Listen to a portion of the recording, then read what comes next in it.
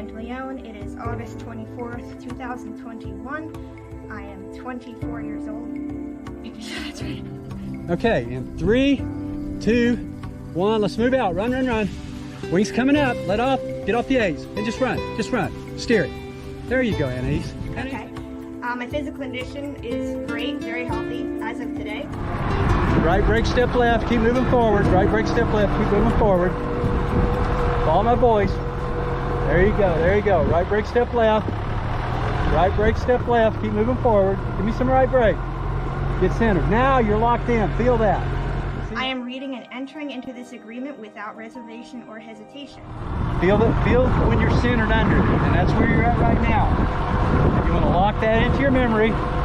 Good, good, good, good, good. Very good. Let's go. Follow my voice. Come on, let's go. Up the hill we go. Flying is an extremely demanding sport requiring exceptional levels of attention, judgment, maturity, and self-discipline. Good, good. Okay. I stopped because I got tired. It's unlikely that I will be able to participate in it safely unless I make a conscious and continuous commitment to my own safety. Yeah. I was gonna grab the This is the hardest part for me right here. I am willing and assume personally any and all personal risks associated with the sport of PPG. Okay, in 3, 2, 1, let's move it out. Wings coming up, step under it. Step under it. There you go, now come towards me. Safe operation requires a minimum pilot proficiency resulting from 25 supervised flights. Come towards me. Start giving me a little bit of power. I agree that I will observe this requirement. You're good. Give me power. Stand up straight. Lean back. Lean back. Don't look at me. Look at the right. Look to the right. I enter this training on my own will, fully aware of the risks associated therein. Go down the runway here. I am familiar with pilot and command, pitch velocity, and accept 100% of responsibility for my actions. Full power. Full power. Okay, if you're having a good time, I want to hear something from you, like a hoot. That's it, that's it. Okay, let's climb out. Go ahead and roll power. And give me left brake.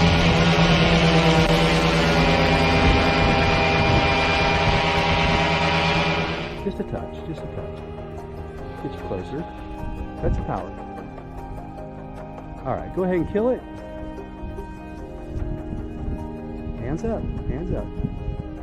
Flare, flare. Hold the flare once you're in it. There you go.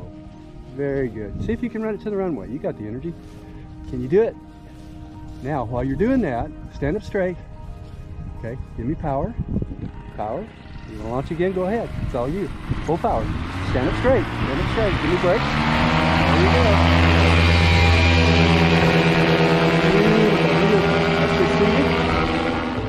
That's it. That's it. Good job.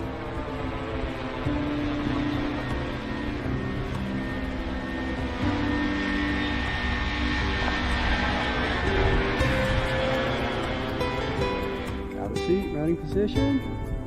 Beautiful, beautiful. Hands up, hands up, hands up, hands up. Just let it fly. Let it fly. Pressure, flare. There you go. Stay in the flare. Good girl. There you go. Go ahead and pirouette, drop it. You got a dry wing to go home. You don't have to let it out to dry when you get back. There you go. What do you think? You like touch and go? Loved it. Thank you so much. You go, young lady.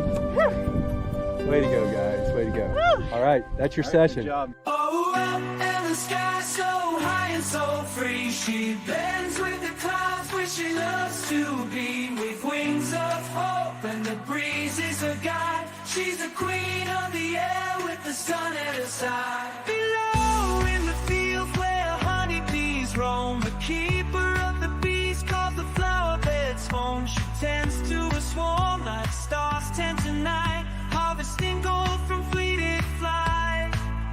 Together they dance in a world of their own. The humming above, their buzzing drone in the sky and the field, their sight to see. The pilot, the bees, the keeper are all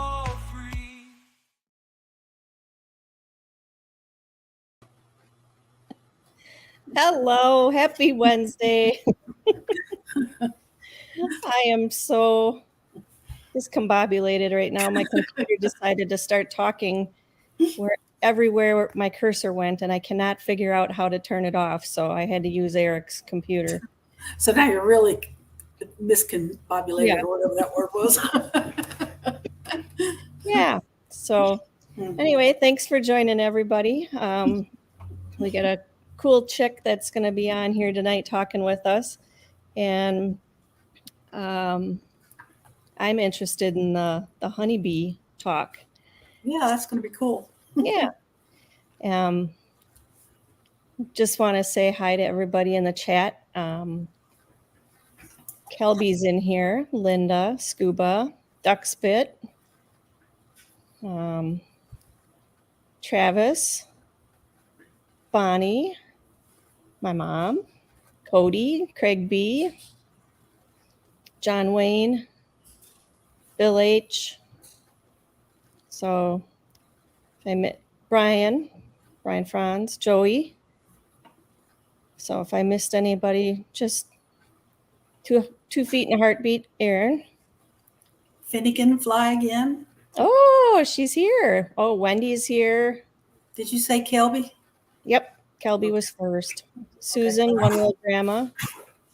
So Randy Milstead. Randy, make sure to watch the outro. Luis also. Okay. So Sean Nafsker. Sean, oh, he's in here too? Mm-hmm. Nice. Well, thank you guys and everybody else that's not even in the chat. So, oh, Sean says he's here. Yep. Cool. All right. So everybody apparently wants to learn about honeybees. Yeah.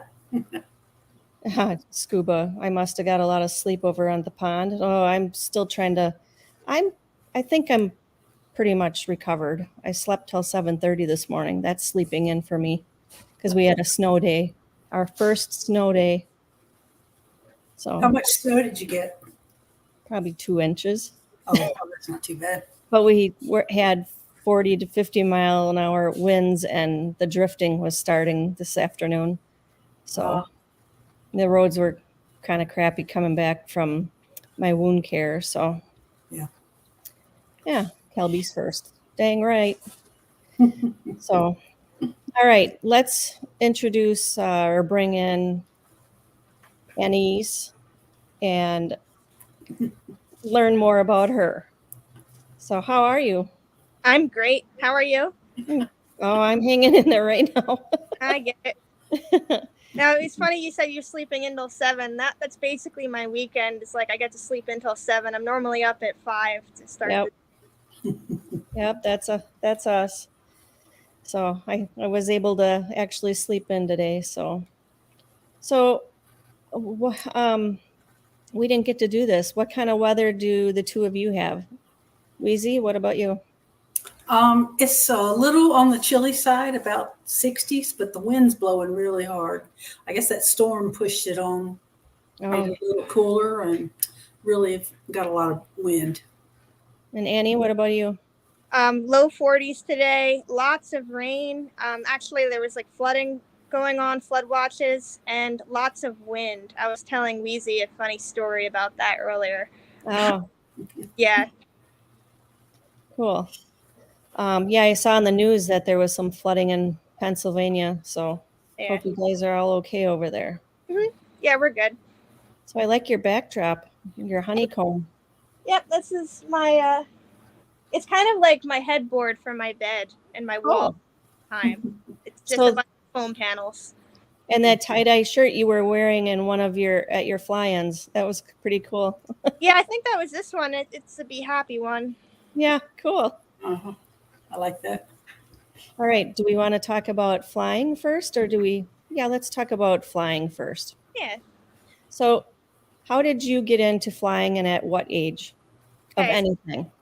So when I was living in New Jersey, this was 12 years ago. I was 14. My mom... Wait, and how old are you now? 26. Okay. Yeah.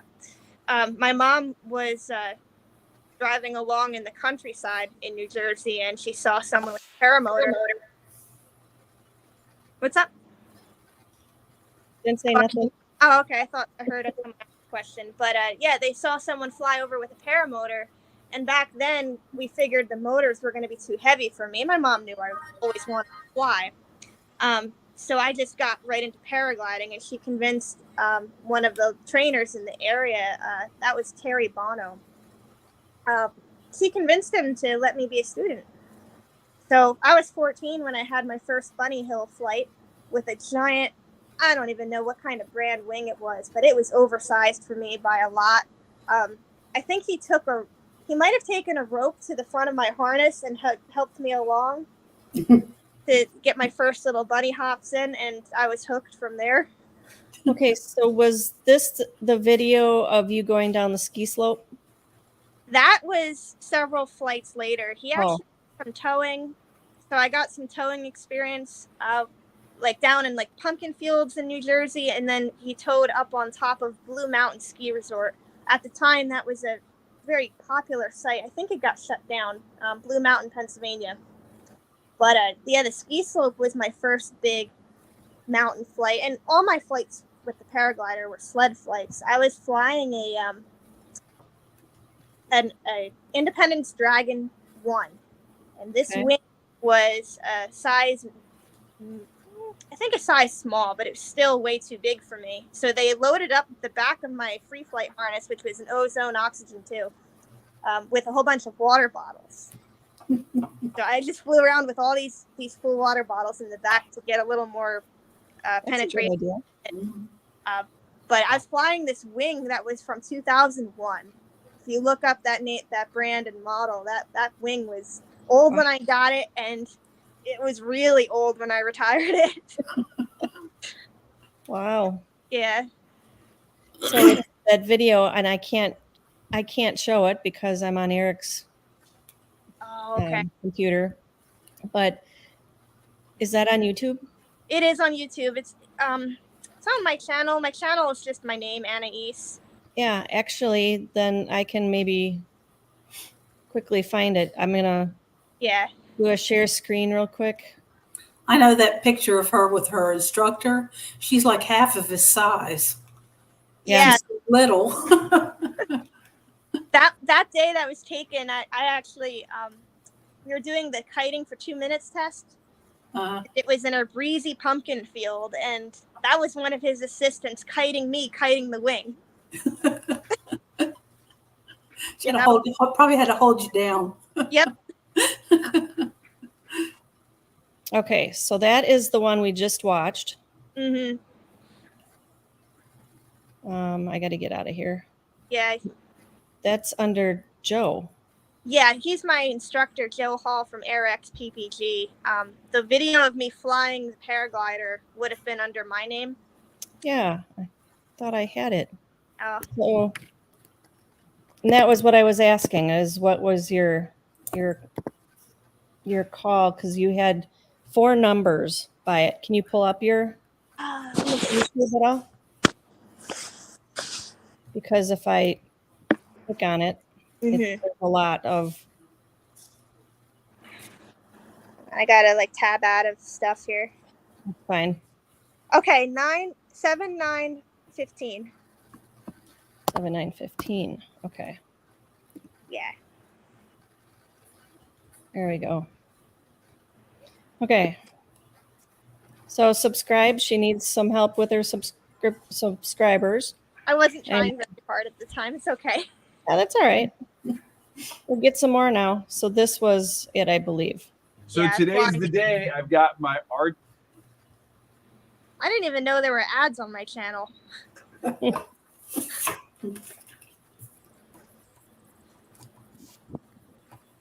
Now, to be fair, too, this is a little bittersweet because Terry passed away, I think, last year. Oh, this guy? It's on 4. Terry Bono, yeah. Yep, him. Oh.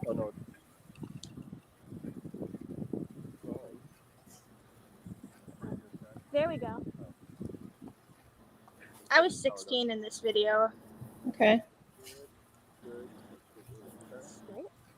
I realize it's coming this way a little bit.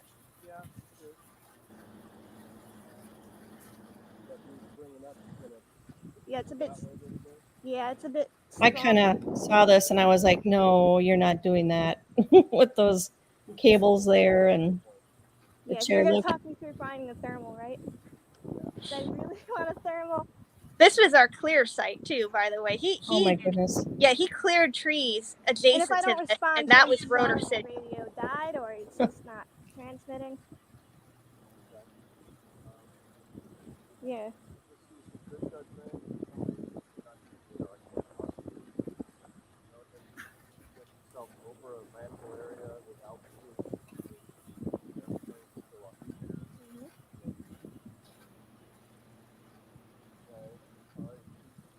All right. All right, let's do this. I'll double check it. Yeah, it's on. We're good?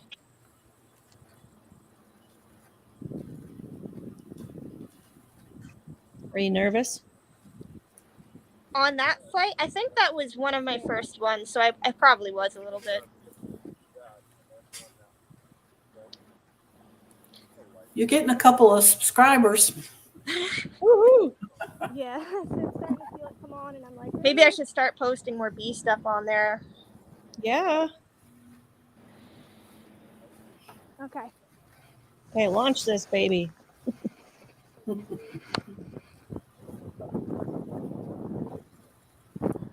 And I'm sitting here going, oh no, oh no. Oh, wow. Now, me, I'd run right into one of those Yep. holes.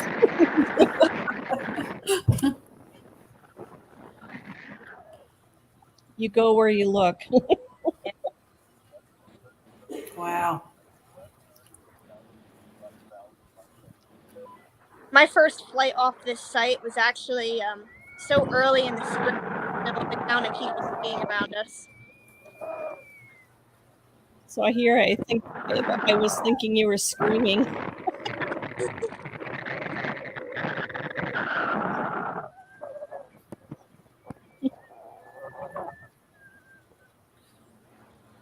Wendy wants to know, what mountain is that? Is that Blue Mountain?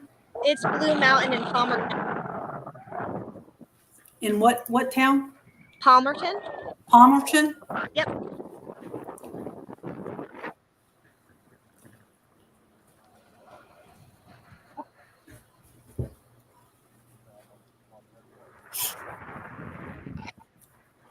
So when you did your training then for PPG, you had the wing stuff down then. Yeah, the PPG,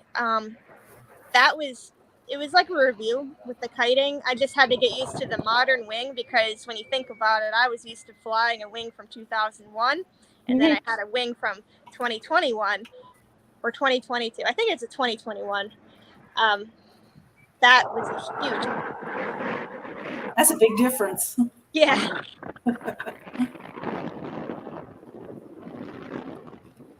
I want to just fast forward a little bit here and show your landing.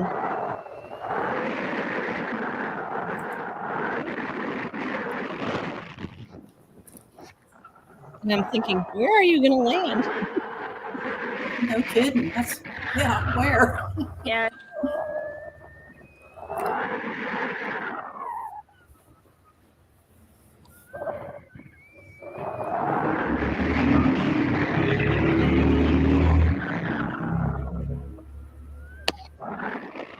The LZ there is at the top of the bunny hill that we used to train. Good job. Wow. Thank you. What did you say about the LZ? That's actually the top of the bunny hill we were using for training on that site. Oh. Cody Smith says you have a great attitude and presence. Oh, well, thank you. So I wanted to say that you and I met out at the Aurora PPG fly-in this past year. Yep. And it was, I think, on probably the last day because I didn't get over to your side of the field until that last day when Eric got me into the golf cart. Yeah. Crawled in. And you were hanging out with Carrie Fields and who else? Were you? The Jersey Shore, I mean, I entered completely solo, not knowing anyone, and walked away knowing a lot of different people. Yep. Got invited to the Dave Purden event. Mm-hmm. But yeah, I mean, there were just so many people there. Now you'll remember that, I think the second to last day we had that torrential rain. Yep. Yeah, that was memorable. I wasn't in it. I was actually getting my footwork done, so I wasn't even in the rain. Oh, well. Okay. You missed that. I texted my husband and said, "There's a bad rainstorm coming your way with high winds. You better hunker down." So I gave him warning because I was where I was first getting it. So, Mm-hmm. Well, speaking of Jersey Shore, Wendy says, come fly with her at Jersey Shore Airport this summer and reach out to her on Messenger. Okay. Yeah. I'll do what I can. How far is Jersey Shore from you? It's not super far. It's only like 50 minutes. Yeah, it's not far. I'm just so tied up with the bees. And like, if it's not, okay, obviously I'm not out in the yard every day, but if I'm not out in the yard with them, I'm building boxes or making feed or doing a mite treatment. Like, there's just always something to do for them. I don't necessarily have to invest that heavy in them, but I'm choosing to because I know it's going to pay off big time in the form of hundreds of pounds of honey someday. Woohoo. So what kind of equipment are you flying right now? I'm flying a Mactera Charger 2 in 21 meter, and I'm flying with an Eclipse Atom 80. Okay. Yeah. All right. Have you flown anywhere else besides Jersey, your LZ where you are and Jersey Shore? Well, technically Ohio and Kentucky, if you count flying over the river when I was there. Oh, okay. Right? Oh, that's right. You went to Pardons, didn't you? Yeah. Okay, that's cool. That's true. You can go to another state. Yeah. Do you have any plans to go anywhere else? I mean, last year I was thinking about the Bad Apples. I don't know that I can this year. I mean, like, I'm stretched pretty thin. Yeah. But it's on my radar, I guess, for the future. So maybe not this year, but like potentially the year after. We'll have to see how things pan out. So much has changed in a year. Yeah. Okay. What other questions? Have you had any memorable moments and scary moments flying? Yeah, well, I'd say memorable. Two of them, I guess, that could almost be considered scary. I wasn't too scared, but they both happened while paragliding, not paramotoring. I haven't really had too much in the way of paramotor situations. There was one time when I was paramotoring where the winds had shifted like 90 degrees. I had a little cheap windsock on the ground and had to figure out how to nail that landing, but that wasn't too much of an event. But the fun stories happened when I was paragliding all those years ago. I got blown back. I couldn't make headway, and I was just kind of sinking slowly, parked. Mm-hmm. And I was going to aim like to top land. You weren't really supposed to, but I didn't really have a lot of options at that time because I wasn't weighed down enough. The winds were picking up and everything, and I ended up landing on a guy's car. Oh. Yeah. On guy's what? On his car, yeah. On his car? Yeah, he was another pilot, and he actually didn't have insurance, so he wasn't going to put a claim in for the dent in the roof. But that wasn't too much. It wasn't scary, and I really walked away fine because it's a giant cushion on the back. It's a big piece of foam. The other thing that happened was, like, I guess being blown back over the field. It's all these blown back stories, just wing too big, wing too old, things like that. Just being parked for a couple 100 feet or Oh yeah, there was one time in that new site I mentioned, it's Blue Mountain Ski Resort. Terry had cut like a whole bunch of trees to make this new spot, and the rotor was really bad. But I launched, and I was like the first person to launch that day because I decided to be the guinea pig, and that wind kind of treated me like a puppet. So I was just, swinging back and forth and everything. And now Terry got me out of that. I mean, the people on the ground thought I was going to end up in the trees, and I got real close, so you could see the little buds and twigs. But paramotor has been a lot less eventful, thankfully.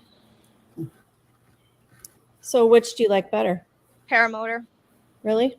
Yeah, so paragliding, there's so much lag time in between actually getting to fly. And paragliding, it's like, okay, you need to, number one, have a good site. Number two, drive to that site. Number three, conditions have to be just right from the right direction. And four, you need to ride back up. It's not like you could take off from a flat spot in the LZ. Paramotor, if you have space, you can go. The conditions still have to be right, but you have the 3D options of that. Like with paragliding, the wind, for example, from Blue Mountain had to only be from the north or northwest. Paramotor, if you have an open field and you're in the middle of it, if it's big enough, it could be any direction, really. So I feel like paramotor is just way more fun. I could do all the things I always wanted to do with paramotor. Can't say that about paragliding. Paragliding was fun for running off of the hill and enjoying, clearly it's fun. You can run off of a hill. I always dreamt of doing that. But paramotor is like you run up into the sky, and then you could fly over the mountain that you always wanted to fly over. You know what I mean? Paramotor, I can hug real close to the side of a gully and see the trees up close and just get real, real close to those trees and identify them from above. I'm kind of a tree hugger. I like to study all the different trees around here, and I'll be like, oh, that's a northern red oak. Oh, that's a sycamore. There's a weeping willow down there, So does anybody else in your family fly? No, I'm the first pilot and the first beekeeper. Can't say that it's running in the family. Yeah, I'm surprised with your mom, being the one that. Yeah. Well, she just lets me. She always let me explore. She homeschooled me for the first few years of my life. Okay. And that was her motto, just let me figure out what I wanted to do. Did she ever have any interest in doing it with you? No, she's scared of heights big time. Super supportive, though. And what was great is that, like, during those two incidences with the paragliding, landing on the guy's car and, almost swinging into the trees, I was worried when I landed she wasn't going to let me fly anymore, but that wasn't the case. She just took me right back up top and let me go again. All right. I guess she figured more practice, the better you'd get. Yeah. That's pretty cool. All right. I've got something different for a drawing tonight. At some point, I'm going to post a word on the screen, and then everybody that's in the chat, so if anybody wants to join in the chat, log in now, and you type in exactly what you see that's on the chat, on the screen, and I'm only going to flash it there for a few seconds. So, all right. So, and that could be at any time. So, tell us a little bit about your beekeeping. Okay, so I would say not this past November, but the one before it, I saw a wasp nest, and it was magnetic to me. I just had to get close to it. I kind of wished I could get inside of it. It was a bald-faced hornet nest, and then I thought to myself, well, if I really want to be around this wasp nest really bad for some reason, why don't I just be a beekeeper? And I guess the rest is history. I actually bought 3 packages of bees last spring, and those packages were delayed to the point where I got impatient and I built a box that actually attracted wild bees. And now my whole apiary is made up of the descendants of the wild bees and none of the purchased bees. Really? Yeah, the wild bees have really good genetics. So You said they're all wild? Well, they're all descendants of those original wild swarms, the freebies. Now, those swarms could have come from someone else's hive, but they're overwintered, and there's a chance they came from the trees. You never know. There's no way of knowing that. But I think it's interesting that the swarms that I caught for free outperformed the ones that I bought for like almost $200 a piece. wow. But with bees, sometimes you don't really pay for what you get, you know? That's neat. So can you explain a little bit about how this beekeeping works?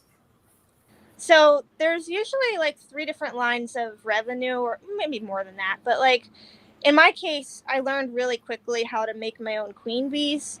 So I could take a colony, set it aside, and use it to produce queen honeybees. And the queen honeybees, they can sell for like $30 a piece minimum as mutts. And that's pretty good because you can make a dozen or more at a time. So that's going to be one of my primary focuses. Sometimes as a beekeeper, you could sell nucleus colonies, you could sell, which are like starter colonies or like little mini colonies. And that's what you would sell to a beginner. You could sell honey, of course, the wax products. There's a lot of red tape around honey processing, so I might be looking at honey just for my own use this year, or maybe some under the table honey. I obviously don't have a huge facility for honey. I just got started. This is my first spring with the bees. I have 8 colonies out there. And they're about to explode when this warm weather hits, and in a good way. But yeah, I'm looking to make a whole bunch of queens this year. Hopefully sell a bunch of those queens, and then keep the bees to make increase for next year. Okay. So how much do queens go for? A minimum of $30 a piece right now as mutts. If I can prove they have higher grade genetics, and I have a test kit for that, I could ask maybe $40 a piece for them, if not more. It depends on how well they score. Yeah. So do you need the queen there first to get your colony? That's a great question. Honeybees are weird in the sense that they cannot reproduce with just a queen or a single individual. They actually have to reproduce as a whole clustered unit of thousands of bees. So when they go to reproduce, they'll make more queen bees, and then the workers somehow decide amongst themselves who's going to stay with the old queen, who's going to go with all the new ones, and they leave in these big balls of bees that have a democracy, if you will, where they can vote upon new locations to live, and they can communicate that with each other, and then they can somehow assess and count the number of votes for different new nest sites. It's really amazing stuff. So when you get honeycombs, what do you do with them when you take them out of the box? Well, I actually brought one to show you guys. Oh, cool. This is a pretty fresh frame. Okay. The black is a piece of plastic that has beeswax on it, and then the bees themselves create the honeycomb. It's fresh and white like this. So typically in a commercial setup, you'll have an uncapping setup where this is open right now. This doesn't have honey. There's nothing in this comb. It's just the wax. Mm-hmm. But they'll fill it with honey, and it gets capped off with little wax bits, and you slice all the caps off, and then you spin the honey out. That's how you do it in a commercial setup. If you're not using these frames, you can let the bees build comb that's loose like this. Okay. And this is like, you could eat this. It smells amazing. So you eat the comb and everything? You can, yeah. Maybe I'll find out someday what happens if you eat too much beeswax. That could happen. But yeah, let us know. Yeah. So what you said that you have to spin it out? Mm-hmm. what machine or what do you use for that? A honey extractor. And there's ways to do it manually, like there's a crank one, but you can also get an electric one in various sizes. I might be looking at one that can hold maybe 9 of these at a time, if not more. Basically, I'm going to buy as big as I can afford to, and that'll be more efficient for time. But the advantage of an extractor versus just taking the comb from the bees like this is that the bees save energy next year when they go to fill the frame with honey. It costs them something like 8 pounds of sugar to make a pound of wax, something like that. Wow. And the numbers floating around the internet vary, but it takes so much energy for them to make wax that it makes way more sense to just take the top layer off, spin the honey out, and then give the whole comb back to them to fill up again. So what do you do with the honey after you extract it? Or what do you plan to do, I guess I should say? Yeah, usually gets coarsely filtered, just like cheesecloth level filter, something a little finer. You don't ever want to heat your honey too much. I don't have a setup for it. I have 8 colonies and I don't have infrastructure for it yet, but typically you let it settle in a big bottling tank or in 5-gallon buckets or whatever thing you pour it into, and all the debris floats to the top, the wax floats to the top. The bottom is where you get your clean honey and you can pour it out that way into your bottles. Oh. Now I had read somewhere that if you have allergies, honey is supposed to help, and you're supposed to take the honey that you purchase from the area you live because can you explain that? Yeah, so I don't know that it's been proven. I personally haven't noticed a difference just because I'm more allergic to cut grass than I am flowers. And bees don't make honey from the pollen of grass so much. So, like in my particular case, I'm not going to get a great benefit from it. But, I mean, some people say it helps a lot. And there's a caveat to that. You can buy honey that was packaged by a local, it'll say local on the bottle. A lot of companies now are just packaging the honey, and they're buying it from sources miles and miles away within your same state or even out of state, and then just repacking it locally. So you got to read the fine print if you want to buy real local honey. It has to not only be packed locally, but produced locally, extracted locally. And that could explain some differences in, like, when people say, oh, local honey helps, local honey doesn't help. Well, maybe you got to make sure you're having actual local honey. So Wendy said that one of our known flyers just got stung 50 times the other day. Have you been stung a lot? Well, this year I haven't really been stung, which is kind of crazy because I ripped through all of my colonies, rearranged them in the cold. They were grouchy. They were attacking my hive tool. They were attacking my phone. They didn't attack my hands. And I work without gloves. So I don't know what's up with that. I didn't get stung at all this year so far. Last year I got stung a couple times when doing like really aggressive things like sweeping bees from the corner of a tree, like when I was collecting the swarms and then rehiving them into a new box. Like I was getting some stings doing that. Pulling honey supers, I was doing some work helping in another apiary. We pulled the honey off, and the bees get really grouchy when you do that, as you can imagine. I got some stings there, but I haven't experienced anything like, I've never gotten stung 50 times in a day. We got somebody new in here. Nature's Best said Stillwater's like an hour from me, so maybe I'll see you flying around this year. Oh, that's cool. I don't think they're new. I think they've been here before. Oh, yeah? Yeah. Okay, sorry. And Scuba says yellow jacket stings don't hurt, but since he's allergic, it can be deadly. And they do hurt. Yeah, I thought they did. And Travis can confirm that you don't open a hive without a bee suit on. How you know that, Travis? And James, what we were just talking about, said it's called white labeling. I don't know. What's that? Was that like the whole repacking thing? What Okay. you were just talking about, I think. Yeah. Yeah. And look at Walter. Hi, honey. Honey. No pun intended. He's our Australian. And Craig B is in here, the Australians.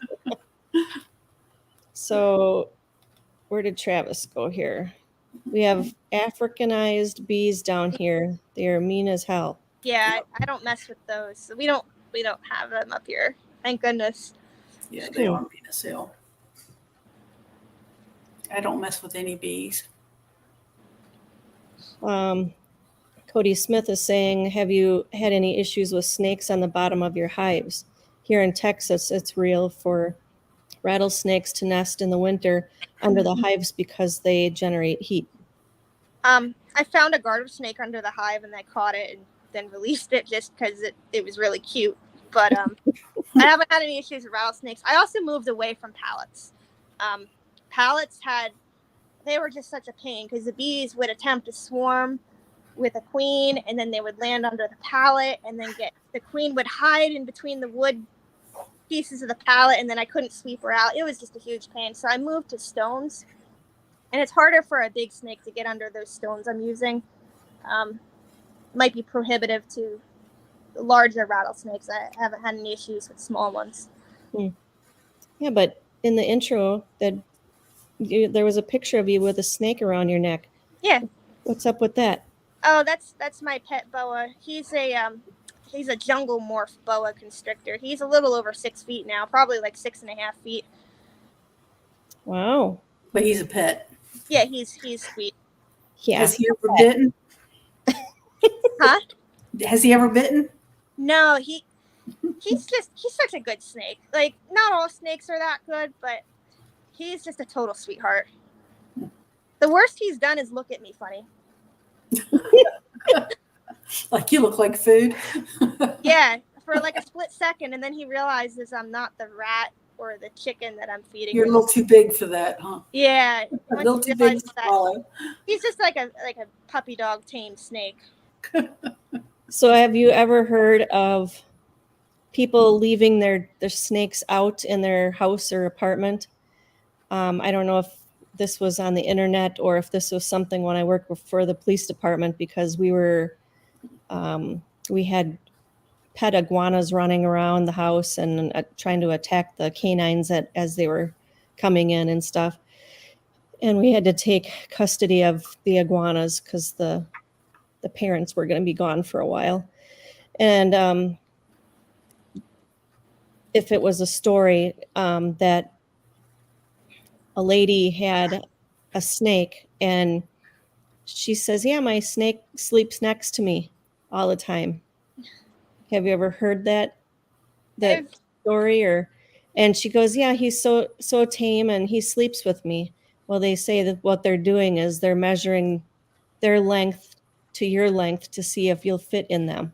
I don't think that's the case. My snake just doesn't show that level of like planning. He takes a second to realize whether something's a rat or not a rat, and then goes for it. But he doesn't do any kind of like measuring of how big it is or awkward. I don't know about that. And I also wouldn't ever think of laying down with him because I feel like even though he's really big, he's a chonky boy. I'd be scared of crushing him or something, like his tail maybe or his head. You know? You're not afraid of him squeezing you to death? No. Well, here's one thing. So boas typically squeeze when they feel like they're not being supported, like if their weight's not being supported. Because if you think about it, in a tree, they got to squeeze on for their life. So if you want to get a snake to not squeeze so hard, maybe lay them down, set them down, support them with more points of contact, and then they loosen up. Like that's what I've done for him. Seems to work. Okay. I mean, I'll touch a gardener snake, but that's probably about the farthest I'll go. Other than, yeah, Disney mom I know is saying that, or Gatorland, I had a snake around my neck. that was a little bit more controlled. Yeah. So, what else can you tell us about beekeeping? It's kind of boy. interesting. Well, I know there's a lot of media attention going around beekeeping saying like bees are in decline. Bees are under all kinds of pressure, and I touched on that a little bit. One of the biggest threats right now to honeybees is still a parasitic mite. It's called the varroa mite, and we are still combating it mostly with a variety of organic and inorganic chemical treatments. So most of the pesticides that end up in a beehive are actually put in there by a beekeeper, ironically enough. So what we're doing now, there's this ongoing effort. It's been going on for a long time, but it's a growing movement, if you will, to breed our bees and test our bees in ways where we can get them to resist these parasitic mites on their own. We found with more and more research, isolated places of the world where they develop this on their own, that whole Darwinian selective pressure. They come up with more than one way of dealing with the mites. And now we're just coming up with ways of maybe testing that. I have some test kits that don't rely on having a presence of mites in the colony in order to get a test result, which is pretty cool. Historically, you had to have a really bad infestation of mites in order to do an assessment like that. But we're working on that. I'm going to try and do my part and test my bees, see if I can start slowly breeding the queens so that they have more resistance in that department.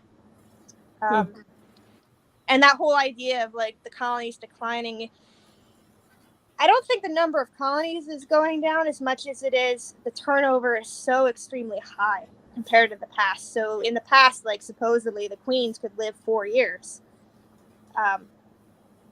Yeah, there we go. Hashtag honeybees. But nowadays, there's a stat floating around in some of the websites from the old time beekeepers saying like 50% of the queens might fail within their first year, which is just unheard of in the past. And I'm finding that personally is the case. Like queens that I've raised myself last year are failing after just half of a year. Then you have to pinch them. But the turnover is just really high. We know how to make more bees. Bees are good at making more bees. If we help them along, we can make a lot of bees. But the question is, can we reduce the turnover? The turnover is just way too high right now. I have a question about bees. Yeah. When you have a queen and they want to make another queen, how do they pick which male bee makes a queen? So all the bees that become queens are actually females. So they have to find a larva, which is a female larva, and they're going to pick a larva that's only 2 days old, like freshly hatched out of the egg, basically. Or 3-day old, my bad, not 2 days, but freshly hatched out of the egg. And they're going to feed her a diet that's especially rich in protein and something called royal jelly. The royal jelly is the highest grade food that the bees can offer their larvae. Worker bees get some in the very beginning, but then they get switched to a low quality diet, like a junk food diet, if you will. Mm-hmm. And those bees that get the junk food diet become workers. The bees that get the high quality diet become queens. And they're all made from the same genetic material, which is incredible because at that point you're getting into like epigenetic territory. So it's just the jelly that they get that makes them the queen. Yeah. It's not the genetic material. Correct. I gotcha. Okay. Yeah. Okay, that's cool. Craig had, Craig had a question back here. Do you have European wasps over there? Yeah, we do. They just keep coming at you and they hurt like. Mine, the European, we get the hornets. Excuse me. They go after the bees and they hawk in front of the hive. Will grab honeybees individually and decapitate them on the spot. Is this also called the killer bees? No, those are Asian hornets, gilt-legged hornets. They're a different species, but They're in the same genus, Vespa. But the European ones we've had in America for a long time, and they're big, they're mean, kind of scary looking, and apparently nocturnal. I have yet to see one at night, but the idea of a nocturnal hornet's kind of scary. Dang. So James says basically who's taking supplements and who isn't. Yeah, and the bees decide when they want queens under just a few circumstances. One, they know if you squish that queen by accident or she goes missing, they'll make emergency queens. And they'll do it in a hurry. The queens that come out of it sometimes aren't as high quality, but then there's also the circumstance where they want to swarm and reproduce, and those are your really good queens. They'll feed a whole bunch of larvae that special high quality food. You get Why would a queen go missing? How would she go missing? Yeah.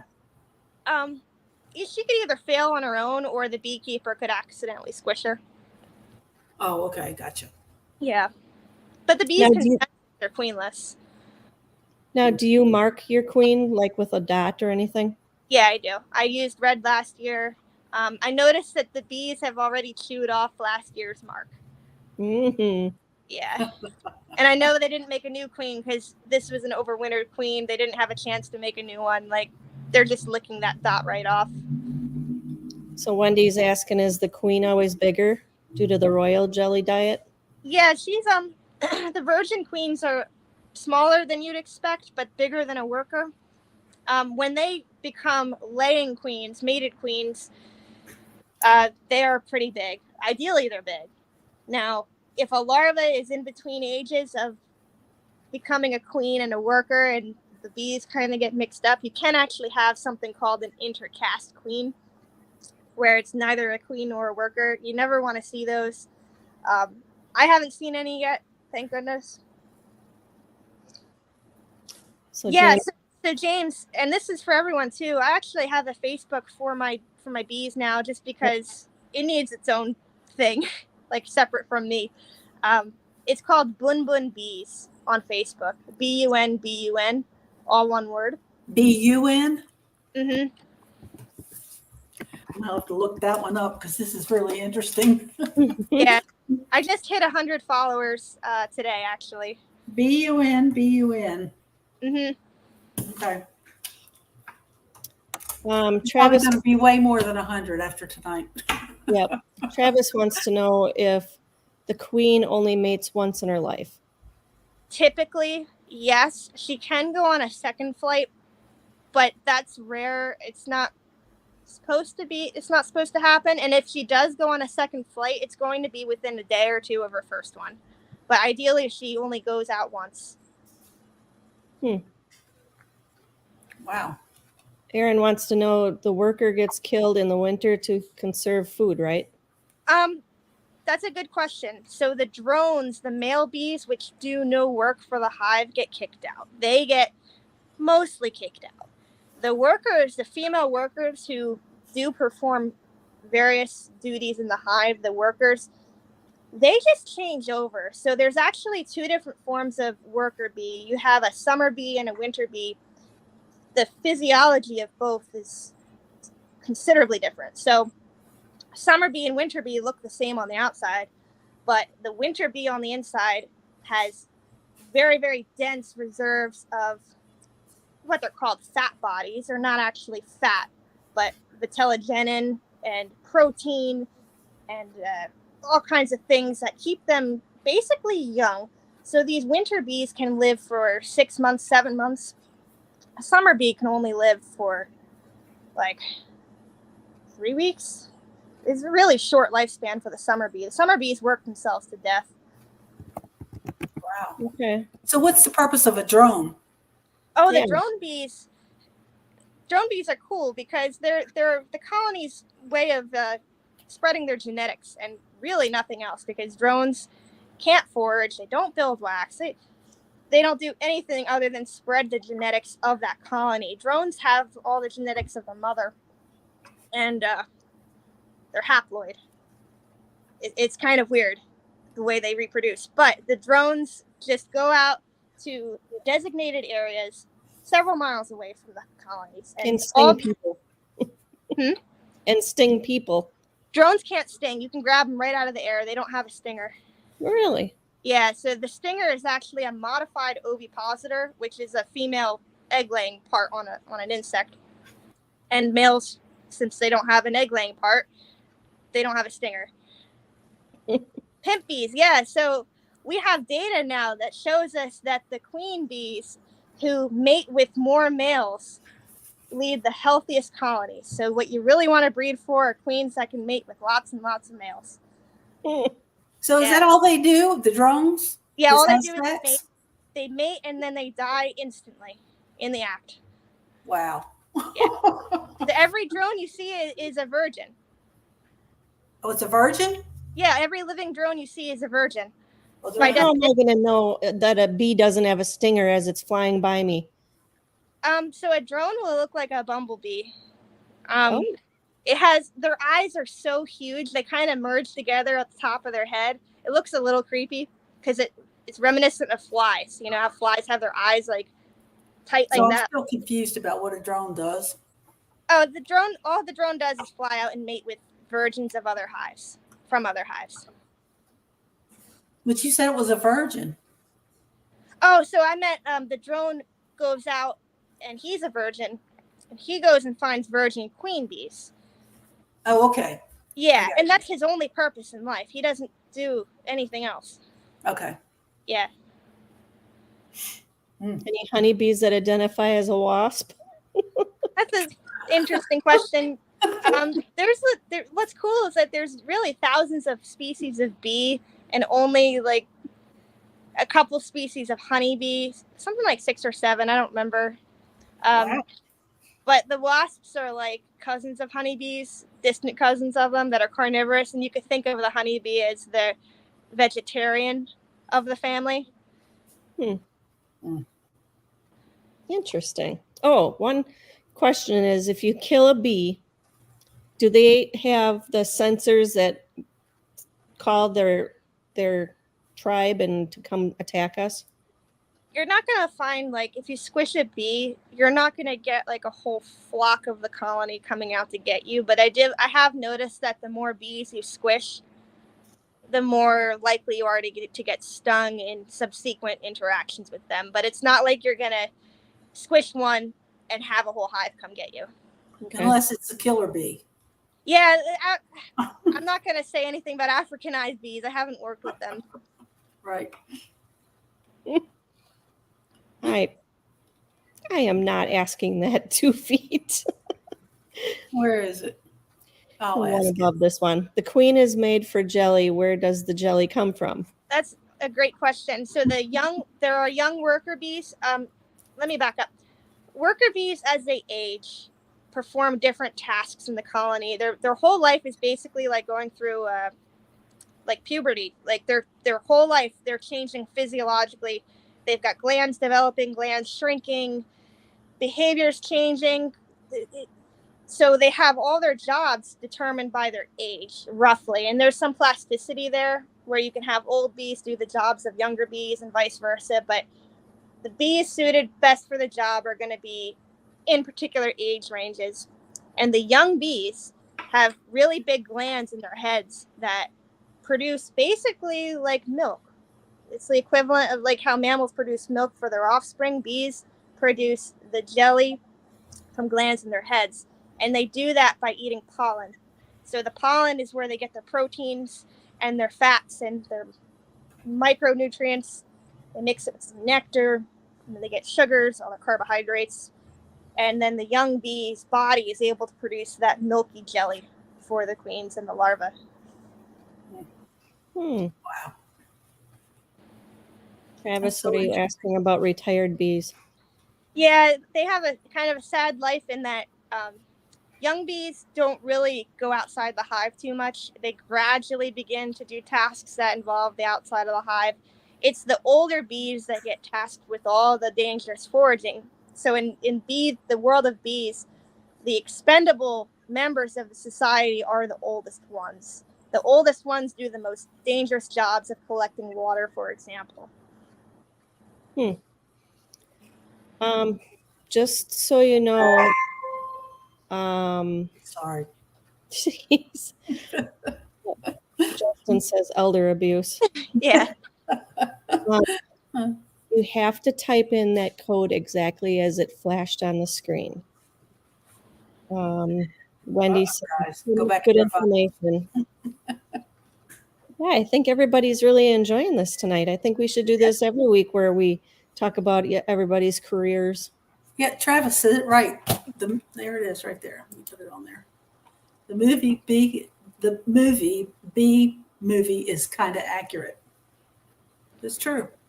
Yeah, it's been so long since I saw that one. That's with like Barry the Bee, right? Yeah. Yeah. Now I got to go back and watch it. Yeah, I don't remember too much about it other than it's Barry the Bee. All right. Anybody else got any questions flying or flying bees? Mom, you must have some questions if you're still on here. I think it's really Kramer? interesting. Kramer, you got any questions? So, in the summertime, do they produce a lot more honey in the summer than they do in the winter? Yeah, so that is the cool thing is it has less to do with the season and more to do with the availability of food. So honeybees originally were from the tropics. They came from, I mean, they were in Europe thousands of years ago, but the original descendants of honeybees were in the tropics where year-round they had something to forage on. And that means, like, if you live in Florida or California, your bees won't really shut down completely in the winter. They'll keep making whatever's available. Now, in the north, it's amazing that they have the ability to shut down to the extent that they do. But shutting down is not necessarily something they all have to do. Yeah, I was watching something about bees in Alaska. They have to ship bees in every season, I think, because they only last one season. It used to be that way. Now there's because of our ability to make like sheds and climate controlled areas. I know like I'm following a beekeeper on YouTube who's up in Canada. He's a big commercial beekeeper. He has a big shed where he keeps thousands of colonies, and that comes with its own challenges, but he keeps it about 40 degrees Fahrenheit roughly, because that's like the ideal temperature where it's not too hot, not too cold. Mm-hmm. And he's able to overwinter thousands of colonies that way. But in the past, yeah, Canada, Alaska, they used to like kill bees off every fall and then dip them in again. Yeah. So Scuba says, what's the movie that they get all the bees in the stadium and freeze them? Oh, I don't know. I'm not well versed in movies. Why can bees fly? Has anybody figured it out? I don't know. I mean, they have wings. Yeah, the wings work mostly. Bees are really bad flyers, by the way. If you ever do a slow motion of like the airspace in front of a colony, you're guaranteed to watch a collision or two, and it's really funny in slow motion because they hit each other and they just go spinning out of control. Then they recover, and then on the way down they're hitting another bee and then another bee, and they look like they need helmets or something. Like they're not very good flyers. Okay, what? All right, these are honeybees. Like, what's the purpose of like a carpenter bee? So carpenter bees, I mean, there's I think like 20,000 species of bees worldwide that are not honeybees. Don't produce honey. No, they just chew up wood. No, well, their entire life goal is to just reproduce, kind of like the honeybee, but they do it on that individual scale, and their whole lifestyle is more individual. They might happen to nest together. There are bumblebees that are somewhat colonial. They'll be like 100 to a colony or something, but most bees are solitary bees, and they're out for themselves. They produce their own babies. The babies overwinter, kind of like a lot of other insects. Not super social. But they're really good at pollinating. Actually, I'm going to set up a little pollinator house thanks to a friend. He got like one of those flow hive setups, and he also got a pollinator house, and it's got all these little tubes where the solitary bees can go nest in. But So solitary bees are good. pollination is a good what they do. Yeah, Okay. pollination is, I mean, that's a Okay. pretty decent service considering. I was just watching a presentation on that actually. Honeybees only focus on the flowers that are very productive and numerous in a landscape, but your native pollinators, your solitary bees, they'll hit up all the flowers that the honeybees ignore. Yeah. So if you want to pollinate the lesser flowers, if you will, lesser in number ones, the more specialized flowers, you're going to need native pollinators because honeybees will ignore flowers. They'll ignore like half of all flowers if given a chance. Yeah. Wendy wants to know what makes creamed honey. Oh yeah, creamed honey is, I love creamed honey. It's crystallized honey that was given a crystal seed where the crystal seed was very, very small. And that crystal, it kind of branches off of itself. So when the honey goes to naturally crystallize due to the temperature and how long it's been sitting, it'll attain the shape of that initial crystal seed. So if you give it a really fine textured seed, it'll make a beautiful, spreadable, smooth mouthfeel honey, just by the virtue of its ability to crystallize. Okay. Wow. Yeah. It's shelf-stable that way, too. It's not going to get any more hard or less hard. It'll just stay as creamed honey. And Sean wants to know what's the highest height the honeybee has been known to fly. I don't know that one. I used to wonder, like, how high can I safely fly above my bees with the paramotor? Or, like, if I flew into a drone congregation area, you know, where there's thousands of queens and drones in the air all at once, you know, what would that be like? Bill H wants to know if he should hold off on mowing because of the bees. Yeah, if there's any time you want to hold off on mowing, like if you're going to pick one time of the year, probably save the dandelions that first pop up because those dandelions, those first ones of the year, could be the difference between life and death for a lot of colonies. Wow. But you, like, if you mow, say, in May, it's probably not going to hurt the bees.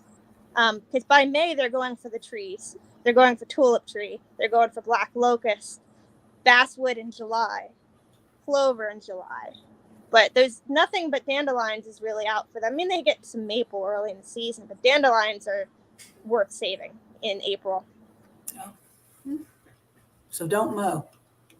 Yeah, at least for the very beginning of spring. Yeah. James says we've got purple honey here in Sand Hills of North Carolina. Oh, that's super cool. I forget what plant makes that. Trying to think. We have like the red pollen from dead nettle up here. Cody says this show is the bee's knees. I'm glad you guys like it. I kind of hijacked it from It's flying pretty to cool. Oh, and Sean says we can eat dandelions too. Yeah, I have. I find other things to eat off the ground and in the wild that taste better than dandelions, though. Like, they're okay. Yeah. Yeah. So up here they say no mow May. So usually in May is when we get the first of the dandelions. Yeah, that makes sense because you're in Wisconsin. Yeah.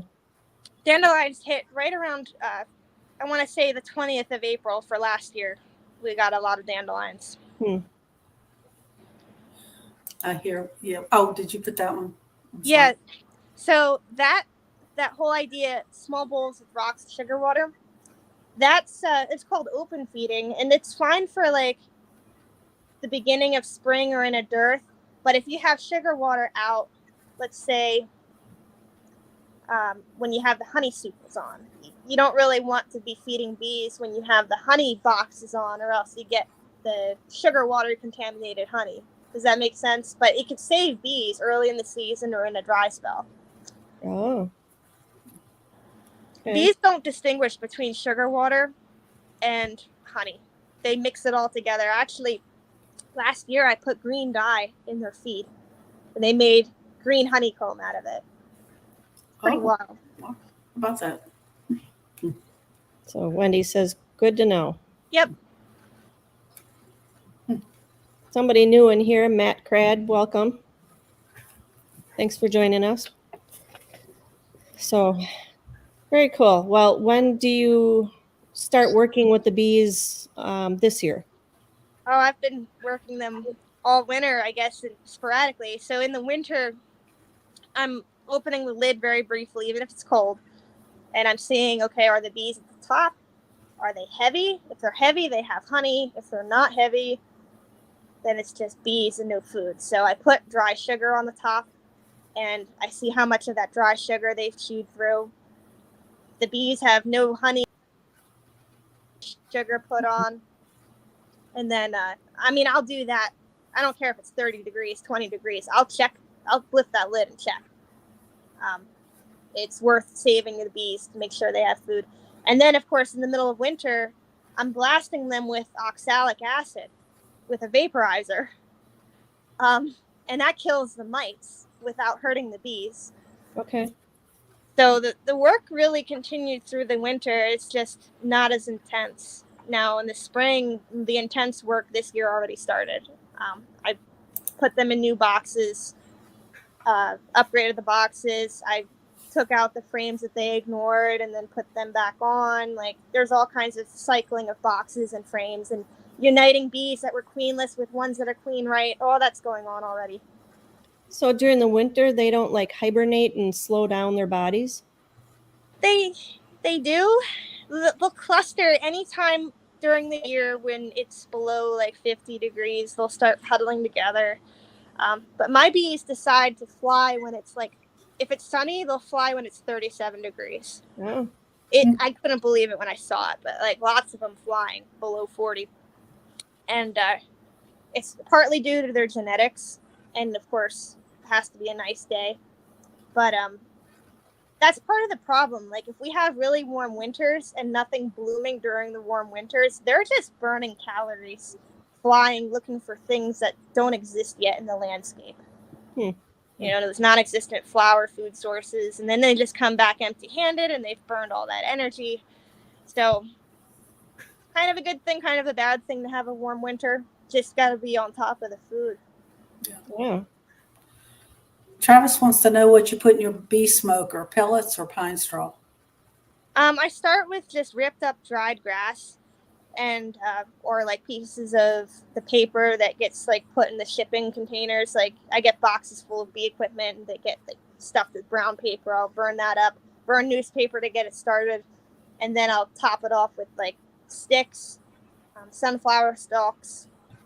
The pellets are hard to catch. Like, I can get them to catch flame, but it takes a big roaring fire to get the pellets to actually start burning. And I do like the pellets when they're going, though. It makes nice charcoal. My new smoker keeps on going for a long time. Sean feels smarter. My mom wants to know, can a queen get fired? Yes. Yeah, that's called queen acceptance. So there's a lot of things that can go wrong if you're trying to requeen a hive. Like, let's say you have a nasty tempered beehive. Well, one way you can get rid of that is to go in, find the queen, pinch her head, and then wait a day. And the bees after a day realize they have no queen, and then they should be more likely to accept a new queen. But the reason we introduce our queens in little cages with candy is because if the queen's not laying, she's not producing the pheromones that tell the bees that she's a good queen. They think she's an intruder a lot of times. So by slowly introducing the queen via a little cage with candy that they have to eat through to reach her, it gives them time to realize, hey, this is not an intruder, this is a queen. And they'll slowly realize. We know that queens of different lineages, like vastly different lineages of bees, sometimes don't get accepted as well as ones that are closely related to the bees themselves in the hive. But like, if the queen stops laying well, sometimes the bees can detect that. They'll ball her and kill her. I haven't seen it. I have seen the bees unable to recognize when a queen's failing, and they'll mourn her. Oh, not mourn, but they'll form that little retinue around a dead queen as if she's still alive and try to care for her. I've seen them try to feed her and groom her like dead queens because they just don't seem to understand that she's dead. So their ability to detect whether a queen's good or bad is not super reliable. So did I hear you say you pinched the head off? You killed the queen? Yeah. You're a queen murderer. Queen breeder and murderer. All in one. If you're a queen breeder, you have to be a queen murderer too. Call you a European bee. Yeah. So anyway, Sean says you know your stuff. So No kidding. yeah. So how long have you been beekeeping? This is my first spring with them. Dang. And you know all this stuff? Well, all I do, like, really, all my time now is I'm either studying bee stuff. Like, I come home from night after work. If I'm not doing something for them in the yard, I'm finding, like, the newest presentations that I can from the researchers, and I'm watching them. They're like hour-long lectures, and I'll just binge that stuff. The queen killer. Yeah, because before it was he said something about he knows you as the queen bee, and now you're the queen killer. Yep. She's the queen killer. Oh, I didn't know this, Travis. Oh, She Travis knows is more than me. I've had bees for 6 years. Oh, wow. Travis, well, you need to come on here now. Yep. We gotta We talk. need to, Yeah. He we won't. need to know more about bees. He's too chicken. Wow, that's amazing. Wendy wants to know what you do for a day job. Oh, I got the closest thing to my dream job other than working bees. I got hired at a local nursery, so I get to work outside every day and talk to people about plants and trees and sometimes bees, and trying to sell people trees and bushes and really pretty things that are now flowering, and there's so much sunshine and a mountain view and a boss that is super supportive of the whole thing with the bees. So, like, it's the best thing I could have asked for. That's awesome. Yeah. Oh, she says, congrats. Awesome. Thank you. Yeah. It's a big step up because for like 3 years I was working part-time as a janitor. So I'm really happy with the step up. Sean says horticulture is what he went to school for. Oh, nice. So Really? do you remember him at all? Down at Bad Apples? I'd probably remember his face. Yeah. Because I struggle a little bit with names and faces until, You'd especially. remember his hair. Okay. He's got braided hair. And he wears usually a bandana. So, real skinny dude, and he's a really good kite flyer, a wing flyer. So, Oh, nice. Yeah. So, he said he was the one. Oh, dreads. Sorry. Dreads. He was the one with the glider out. She still doesn't remember you, Sean. Add me on Facebook or something so I can see a picture. Yeah, it's hard to see your picture on here. He says, that's my picture. All right. Oh, geez, we went back up to 30 in here. So I thought everybody was going to bed. So, Well, this is very informative. Yeah. Very interesting. I'm glad you invited me on tonight. Yeah, I'm glad you accepted at the last minute. Yeah. Oh, and you guys, if you're on here, give us a thumbs up for her. Yes, please. Helps her out, so it will probably with the algorithms push this. We only have 5. Give us a thumbs up, please. Yeah. Only 5. What the heck? Only 5. Come on, guys. It's not hard to hit. Oh, there's Sean. He sent me a message. Remember him? Yeah. Oh, is it 18? Oh, okay. Probably didn't refresh. Oh, okay. Yeah. Yeah, I probably didn't refresh. That's it. What's Travis say? Okay, there you go. Walter, if you get a beekeeper to capture the queen and put her in a box, all the other bees will follow her. Mm-hmm. Oh. Oh, and it gets real interesting. If you try to make up a whole bunch of queenless nukes or mini colonies, like let's say you're trying to make a whole bunch of queens, so you make a whole bunch of queenless mini colonies. Well, if there's a queen accidentally put in one of those, you might have your bees fly out of the other nukes and try to consolidate into the one that has the queen, and it makes a big mess, and the bees are, it's like it undoes your work. It's kind of funny. Like, I've seen bees migrate that were queenless migrate into their neighbors' hives if they thought the queen was better in there. Like, they can sense if there's a queen better than what they have. They'll abandon their queen. Oh no, bees, all they can do is really, like, they'll buzz around and then drop like a stone to the ground or onto a surface, and then they climb. So if you're working bees at night and you shake them out, like let's say you're rehiving them, you shake them all out, the ones that land on you will just climb up and try stinging. Like, they don't fly. They avoid it if they can. Wow. So Linda wants to ask, so do bees see at night? They don't see very well, from what I can tell. Okay. Now, during the day, they can see pretty well. Like, if I have a picture on my phone of, like, let's say my background screen is honeycomb with bees on it, I've had bees land on that and try to, like, yeah, right on the bees too. They'll sense the honeycomb and, like, dig at it on the picture of my phone. So they can see a little bit like we do, at least to some extent. And they see color very well. Nice. Like, there was one time I was upgrading the boxes of a colony, and they were originally living in a blue box, and I gave them green boxes in the upgrade. Well, the foragers, all the old bees that remembered living in a blue box, they went to the nearest blue box instead of their green box. Wow. Yeah. Interesting. That's something. They're amazing. Well, hook up with Wendy sometime on flying at Jersey Shore. Yeah. Maybe Wendy can come over by you sometime also. Mm-hmm. And I guess let's see who wins the prize for tonight. Give me 1 second.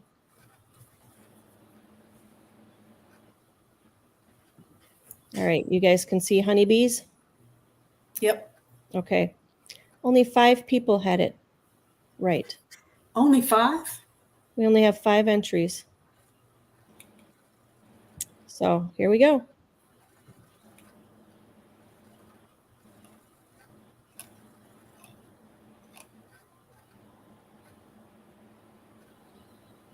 Bill H. Nice, Bill. Awesome. Awesome. All right. Bill, do you have a calendar from Jim Samard yet? Just let me know in the comments. And I can send you a couple of my stickers if you want also.